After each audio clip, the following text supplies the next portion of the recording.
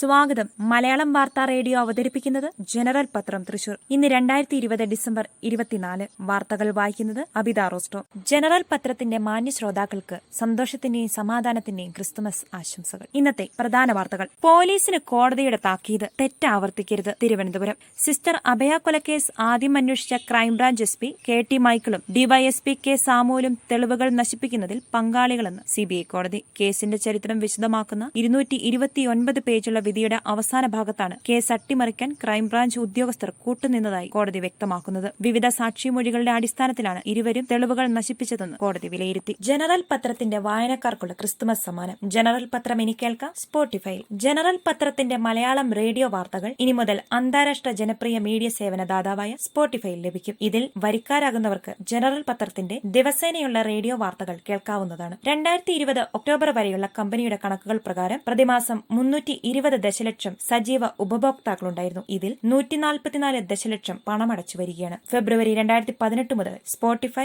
New York stock എക്സ്ചേഞ്ചിൽ list ചെയ്തിട്ടുണ്ട്. സ്പോട്ടിഫൈയിൽ general പത്രം ലഭിക്കുവാനായി മലയാളത്തിൽ ജനറൽ പത്രം എന്നോ ഇംഗ്ലീഷിൽ ജനറൽ ഡെയിലി എന്നോ തിരഞ്ഞാൽ മതി. Google podcast, Apple music, iTunes, TuneIn തുടങ്ങിയ മറ്റ് ശബ്ദമാധ്യമ സേവനദാതാക്കളിലും ദൃശ്യമാധ്യമ സേവനദാതാക്കളായ ഫേസ്ബുക്ക് വാച്ച്, യൂട്യൂബ് എന്നിവയിലും സ്മാർട്ട് സ്പീക്കറുകളായ ആമസോൺ അലക്സ, ഗൂഗിൾ ഹോമിലും AI അസിസ്റ്റന്റ് സേവനങ്ങളായ ഗൂഗിൾ അസിസ്റ്റന്റ് തുടങ്ങിയവയിലും അധികം വൈകാതെ തന്നെ സേവനങ്ങൾ ലഭ്യമാകും. സെഫിക്കും കോട്ടൂരിനും നമ്പരുകളായി. തിരുവനന്തപുരം. സിസ്റ്റർ അഭയ കേസിൽ കോടതി ശിക്ഷിച്ച father Thomas Kottoor Poojappura central ജയിലിലെ 4334 നമ്പർ തടവുകാരൻ. അട്ടക്കുളങ്ങര വനിതാ ജയിലിലെ 15 നമ്പർ തടവുകാരിയാണ് സിസ്റ്റർ സെഫി. കഴിഞ്ഞ ദിവസം ഇരുവരുടെയും കോവിഡ് പരിശോധന നടത്തിയിരുന്നു. നെഗറ്റീവ് ആണെന്ന് തെളിഞ്ഞെങ്കിലും മറ്റു ജില്ലയിൽ നിന്ന് വന്നതിനാൽ ഇരുവർക്കും 14 ദിവസത്തെ ക്വാറന്റൈൻ നിർദ്ദേശിച്ചിട്ടുണ്ട്.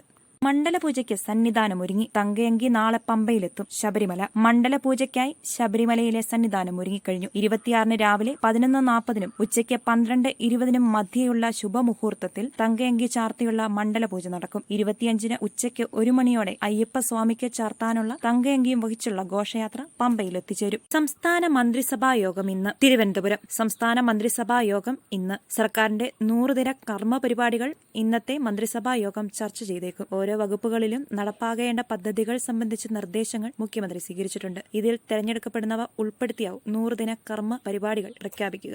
പ്രധാനമന്ത്രി നാളെ കർഷകരുമായി ചർച്ച നടത്തും. ന്യൂഡൽഹി. 6 സംസ്ഥാനങ്ങളിലെ കർഷകരുമായി പ്രധാനമന്ത്രി നരേന്ദ്രമോദി വെള്ളിയാഴ്ച ആശയവിനിമയം നടത്തും. PM കിസാൻ സമ്മാൻ നിധിയുടെ ആനുകൂല്യങ്ങൾ ഉപഭോക്താക്കൾക്ക് കൈമാറുന്ന ചടങ്ങും ഇതോടൊപ്പം നടക്കുമെന്ന് പ്രധാനമന്ത്രിയുടെ ഓഫീസ് അറിയിച്ചു. കോവിഡ് വാക്സിനേഷൻ ജനുവരിയിൽ. ഡൽഹിയിലെ ആരോഗ്യ പ്രവർത്തകർക്ക് പരിശീലനം. ന്യൂഡൽഹി. ഇന്ത്യയിലെ COVID-19 വാക്സിനേഷന് ജനുവരി തന്നെ ആരംഭിക്കും. ഡിസംബർ അവസാന ദിവസങ്ങളിൽ തന്നെ വാക്സിൻ ഉപയോഗത്തിന് അനുമതി നൽകാനാണ് നടപടികൾ പൂർത്തിയാകുന്നത്. ജല്ലിക്കെട്ടിന് സംസ്ഥാന സർക്കാർ അനുമതി. ചെന്നൈ. തമിഴ്നാട്ടിലെ പരമ്പരാഗത കാളപ്പോര് മത്സരമായ ജല്ലിക്കെട്ടിന് സംസ്ഥാന സർക്കാർ അനുമതി നൽകി. 300 പേർക്ക് മത്സരത്തിൽ പങ്കെടുക്കാം. ഇവർ സർക്കാർ ലാബിൽ പരിശോധിച്ച് കോവിഡ് നെഗറ്റീവ് സർട്ടിഫിക്കറ്റ് ഹാജരാക്കണം. തെർമൽ പരിശോധന നടത്തിയ ശേഷം മാത്രമേ കാഴ്ചക്കാരെ പ്രവേശിപ്പിക്കൂ. CBSE ബോർഡ് പരീക്ഷ ജനുവരി ഫെബ്രുവരി മാസങ്ങളിലില്ല. ന്യൂഡൽഹി. CBSE 10+2 ക്ലാസുകളിലെ ബോർഡ് പരീക്ഷകൾ ജനുവരി ഫെബ്രുവരി മാസങ്ങളിൽ ഉണ്ടാകില്ലെന്ന് കേന്ദ്ര വിദ്യാഭ്യാസ മന്ത്രി രമേശ് പൊക്രിയാൽ അറിയിച്ചു. ചില അധ്യാപകരുമായി നടത്തിയ ഓൺലൈൻ കൂടിക്കാഴ്ചയിലാണ് അദ്ദേഹം ഇക്കാര്യം അറിയിച്ചത്. ഫെബ്രുവരിക്ക് ശേഷമുള്ള കോവിഡ് വ്യാപന സ്ഥിതി വിലയിരുത്തിയതിനു ശേഷം മാത്രമേ പരീക്ഷാ തീയതികൾ നിശ്ചയിക്കൂ. നിയമങ്ങൾക്കെതിരായ പ്രമേയമല്ല, നിയമമാണ് പാസാകേണ്ടതെന്ന് UDF. തിരുവനന്തപുരം. കേന്ദ്ര സർക്കാരിന്റെ വിവാദ കാർഷിക നിയമങ്ങൾക്കെതിരെ പ്രമേയം പാസാക്കുന്നതിന് പ്രത്യേക നിയമസഭാ സമ്മേളനം ചേരുന്നതിനുള്ള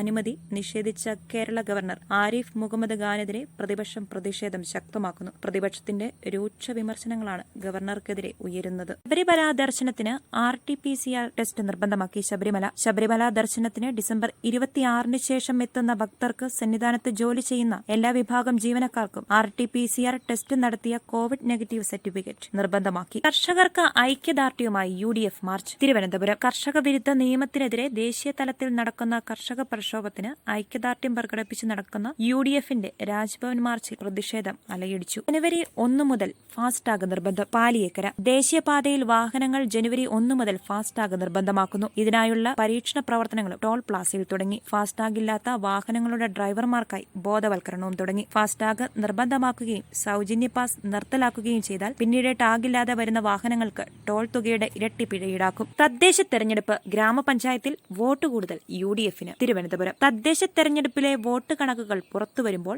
ഗ്രാമപഞ്ചായത്ത് പഞ്ചായത്തിലും മുനിസിപ്പാലിറ്റിയിലും കൂടുതൽ വോട്ട് നേടിയത് UDF. ബ്ലോക്ക്, ജില്ലാ പഞ്ചായത്തുകളും കോർപ്പറേഷനുകളും LDF മുന്നിലെത്തി. സ്വാശ്രയ മെഡിക്കൽ കോളേജ് ഫീസ് ഹൈക്കോടതി റദ്ദാക്കി. കൊച്ചി. സംസ്ഥാനത്ത് ഫീസ് റെഗുലേറ്ററി കമ്മിറ്റി നിശ്ചയിച്ച ഈ വർഷത്തെ സ്വാശ്രയ മെഡിക്കൽ ഫീസ് ഹൈക്കോടതി റദ്ദാക്കി. 1 മാസത്തിനകം കോടതി ഉത്തരവുകളും മാനദണ്ഡങ്ങളും പാലിച്ച് ഫീസ് പുനർനിർണ്ണയിക്കണമെന്നും ഡിവിഷൻ ബെഞ്ച് ഉത്തരവിട്ടു. 6 ലക്ഷം മുതൽ 7.5 ലക്ഷം രൂപ വരെയാണ് റെഗുലേറ്ററി കമ്മിറ്റി നിശ്ചയിച്ചിരിക്കുന്ന ഫീസ്. കേരയിൽ പദ്ധതി ഉപേക്ഷിക്കണമെന്ന് തിരുവനന്തപുരം. ജനങ്ങളെ പെരുവഴിയിലാക്കുന്നതും പരിസ്ഥിതി നാശം സൃഷ്ടിക്കുന്നതുമായ അനാവശ്യ പദ്ധതിയായ കേരയിൽ പദ്ധതി ഉപേക്ഷിക്കണമെന്ന് പ്രതിപക്ഷ നേതാവ് രമേശ് ചെന്നിത്തല കേരയിൽ വിരുദ്ധ ജനകീയ സമിതി സെക്രട്ടേറിയറ്റിന് മുന്നിൽ നടത്തിയ പ്രതിഷേധ സംഗമം ഉദ്ഘാടനം ചെയ്ത് പ്രസംഗിക്കുകയായിരുന്നു അദ്ദേഹം. കലാമണ്ഡലം അനുശോചിച്ചു. തൃശൂർ. പ്രകൃതിക്കും മലയാള ഭാഷയ്ക്കും വേണ്ടി നിലകൊണ്ട, ജീവിതത്തിൽ പാർശ്വവൽക്കരിക്കപ്പെട്ടവർക്കും നിന്ദിതർക്കും വേണ്ടി പോരാടിയ വനിതാ കമ്മീഷൻ പ്രഥമ അധ്യക്ഷയും മലയാളത്തിന്റെ പ്രിയ കവയത്രിയുമായ പ്രൊഫസർ സുഗതകുമാരിയുടെ ദേഹവിയോഗത്തിൽ കേരള കലാമണ്ഡലം അനുശോചിച്ചു. ലോഗോ പ്രകാശനം ചെയ്തു. കൊടുങ്ങല്ലൂർ. കേരള തീരദേശ പൈതൃക പഠന കേന്ദ്രത്തിന്റെ ഇഷ്ക് ലോഗോ പ്രകാശനം ചെയ്തു. സംസ്ഥാന ടൂറിസം വകുപ്പ് മന്ത്രി കടകംപള്ളി സുരേന്ദ്രൻ പഠനകേന്ദ്ര ഡയറക്ടർ പ്രൊഫസർ കേശവൻ വെളുത്താട്ടിന് നൽകിയാണ് പ്രകാശനം ചെയ്തത്. നിയന്ത്രണം നീക്കി ഗുരുവായൂർ ക്ഷേത്രം തുറന്നു. ഗുരുവായൂർ ക്ഷേത്രനടയിലെ കല്യാണ മണ്ഡപത്തിൽ താലികെട്ട് കഴിഞ്ഞാൽ ക്ഷേത്ര പരിസരത്ത് വധൂവരന്മാരും മറ്റുള്ളവരിൽ നിന്നുള്ള ഫോട്ടോ എടുപ്പ് അനുവദിക്കില്ലെന്ന് ദേവസ്വം. ക്ഷേത്ര പരിസരത്തെ തിരക്ക് ഒഴിവാക്കാനാണ് ഫോട്ടോ എടുക്കുന്നതിന് വിലക്ക് ഏർപ്പെടുത്തിയിട്ടുള്ളത്. കോവിഡ് നിയന്ത്രണം നീക്കി ബുധനാഴ്ച ക്ഷേത്രത്തിലേക്ക് ഭക്തരെ പ്രവേശിപ്പിച്ചു തുടങ്ങിയെങ്കിലും തിരക്ക് കുറവാണ്. തൊഴിൽ മികവിനും ഇനി പുരസ്കാരം. തൃശൂർ. സംസ്ഥാനത്തെ വിവിധ മേഖലകളിലുള്ള തൊഴിലാളികൾക്ക് മികവിന്റെ അടിസ്ഥാനത്തിൽ തൊഴിലാളി ശ്രേഷ്ഠ അവാർഡ് നൽകുന്നതിന് സർക്കാർ തീരുമാനിച്ചു. തൊഴിൽ രംഗത്തെ ഉൽപാദനക്ഷമതയും തൊഴിൽപരമായ കഴിവും പ്രോത്സാഹിപ്പിക്കുന്നതിന് ഈ അംഗീകാരം ഉപകരിക്കും എന്നാണ് വിലയിരുത്തൽ. വാർത്തകൾ കഴിഞ്ഞു. നന്ദി. ജനറൽ പത്രത്തിന്റെ മാന്യ ശ്രോതാക്കൾക്ക് സന്തോഷത്തിന്റെയും സമാധാനത്തിന്റെയും ക്രിസ്തുമസ് ആശംസകൾ. കൂടുതൽ വാർത്തകൾക്കായി ഞങ്ങളുടെ വെബ്സൈറ്റ് മലയാളം യൂണിക്കോഡിലുള്ള general.com അഥവാ general.net.in സന്ദർശിക്കുക.